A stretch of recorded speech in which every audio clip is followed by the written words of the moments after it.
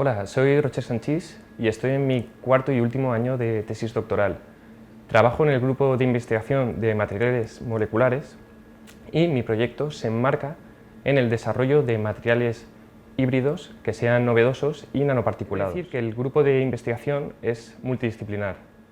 Yo, por ejemplo, he estudiado química aquí en la Universidad de Valencia y, dependiendo de la formación de cada uno, su función en el proyecto puede variar considerablemente.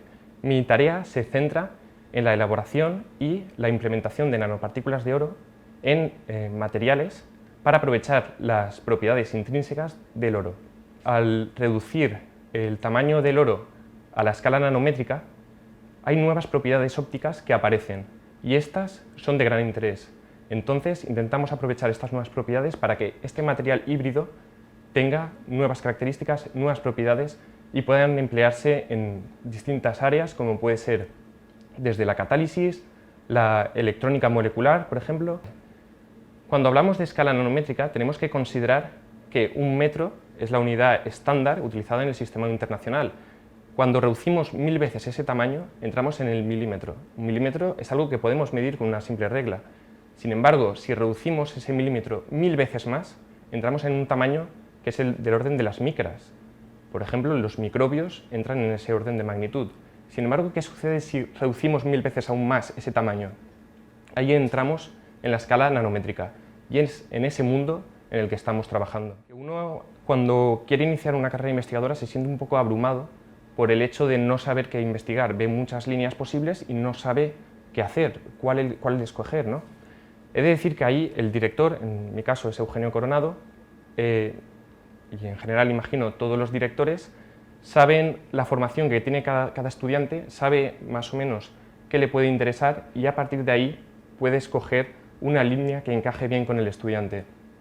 Poniendo un símil, si una persona tiene experiencia siendo delantero, no lo van a poner de portero, excepto si tuviera un gran interés por ser portero. Entonces, creo que no hay que sentirse abrumado, es decir, cuando uno habla con el director del centro, generalmente le aconseja, le ayuda en caso de tener interés por desarrollar una carrera investigadora así. Creo que profesionalmente el doctorado me ha aportado cosas muy positivas.